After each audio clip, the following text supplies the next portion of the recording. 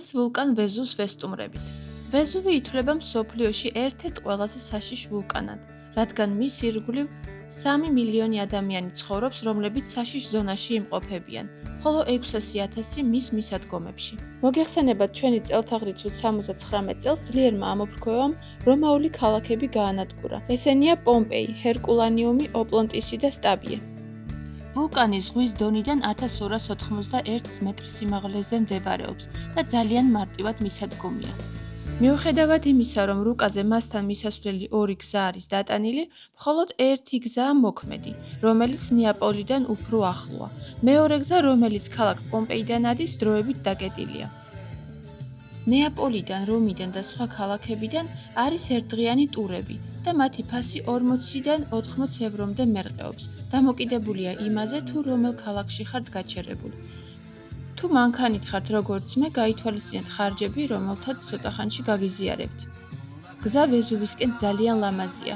აქედან ყველა მიმართულებით საოცარი ხედები იშლება. სიჩქარე 10-30 კმ/სთ-ია დაშვებული, რადგან გზა დაკლაკნილია და ადგილებში ძალიან ვიწრო. მანქანით საწყის წერტილამდე ვერ ადიხართ. მას ტოვებთ ქვედა პარკინგზე, რაც 7 евро ღირს მთელი დღის განმავლობაში. ესე იგი, ვაგრძელებთ ვეზუვის მიმართულებით ასვლას. რომ გვეგონა, რომ ავტობუსი უფასო იქნებოდა, არ არის 3 евро ღირს ერთი ადამიანი. თუმცა, როგორც ვითხეს, საკმაოდ გრძელი გზა არისო, ამიტომ ღირსო. ყოველ შემთხვევაში, ფეხითაც შეიძლება ასვლა, მაგრამ ალბათ არ ვიდა.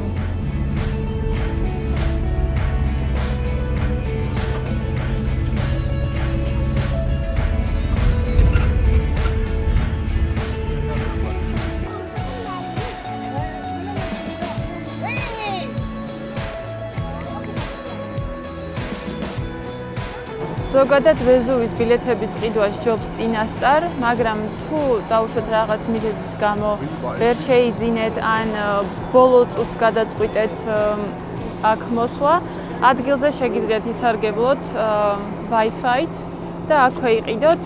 ბოლო წუთის ბილეთები ჰქვია, მაგრამ დიდი შანსი არის, რომ გამოლეული იყოს ბილეთები, იმიტომ რომ აქ მხოლოდ ჯგუფებად უშვებენ 15 წუთში ერთხელ 20-30 კაცს.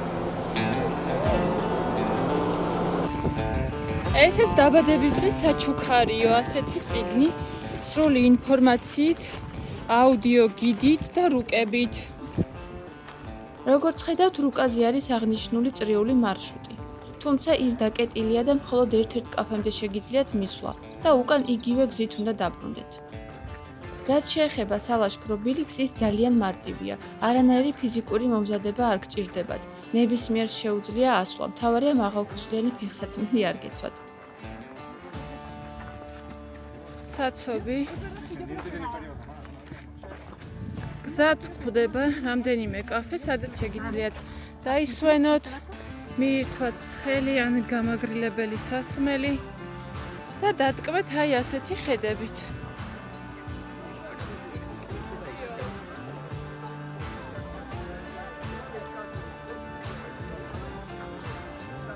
ვულკანის ბოლო ძლიერი ამოფრქვევა 1954 წელს მოხდა, მეორე მსოფლიო ომის დროს, რა დროსაც 26 ადამიანი დაიღუპა. კვლევებმა აჩვენა, რომ შემდეგი ძლიერი ამოფრქვევა რამდენიმე ასწლეულის შემდეგაა მოსალოდნელი. ვნახოთ აქ რა ხდება. ისე დგას აქ ხალხი, ვეჭვობ, რომ კარგი ხედები უნდა იყოს.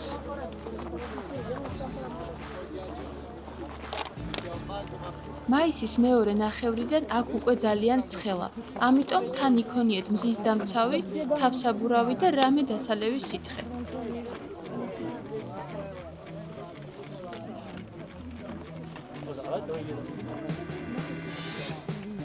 ხედები მართლაც შეუდარებელი იშლება აქედან. უშუალოდ ვეზუვი უფრო მასშტაბური მეგონა, ყოველ შემთხვევაში სურათებში ასე ჩანდა, ამიტომ ცოტა სხვა მოლოდინი მქონდა და იმედი გამიცრუდა. მაგრამ დღეს ჩემი დაბადების დღეა და სანთელი აქ მაინც ავანთე.